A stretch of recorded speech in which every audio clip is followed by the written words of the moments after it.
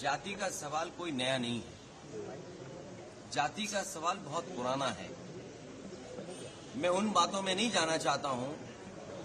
आप हमारे वो साथी हैं जो हर एक पे नजर रखते हैं, और एक समय ऐसा आया था उत्तर प्रदेश के सदन में जहां शूद्र को लेकर के बहुत सी चर्चा शुरू हो गई थी।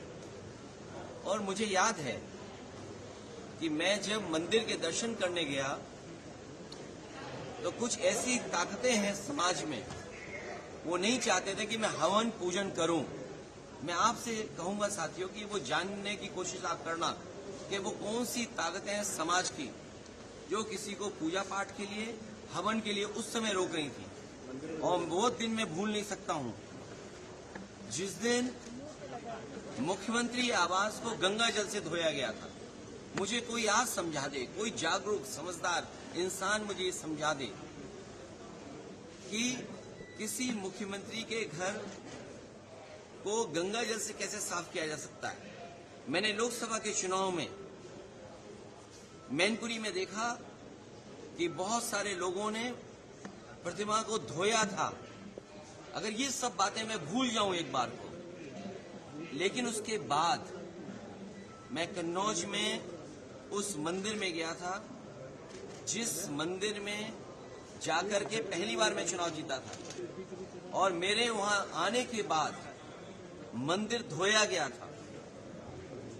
सोचिए, आप कल्पना कर सकते हो, जब आप चंद्रमा में जाना चाहते हैं, इलेक्ट्रॉन्स की बात कर रहे हो, डिजिटल इंडिया की बात हो रही हो, विश्व गुरु, अमृतकाल, विकसित भारत, और आप गंगा जल से धोएंगे मंदिर को।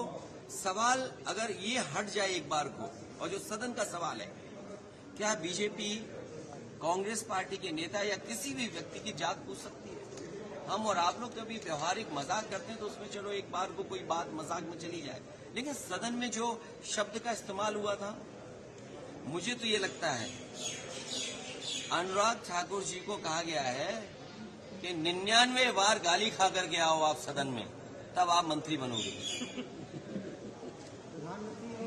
और जाति का सवाल जिसको जानना है, बाबा साहब भीमराव अम्बेडकर जी की किताब एनिमिलेशन ऑफ कास्ट, एनिमिलेशन ऑफ कास्ट जरूर पढ़नी चाहिए। अगर कोई इस सदन में, और जिस विचारधारा से हम लोग जुड़े हैं, नेताजी जुड़ रहे, डॉक्टर राममनोहर लोहिया जी की विचारधारा को लेकर के जा रहे हैं, उन्होंने जाति तोड़ो की बात कही थी।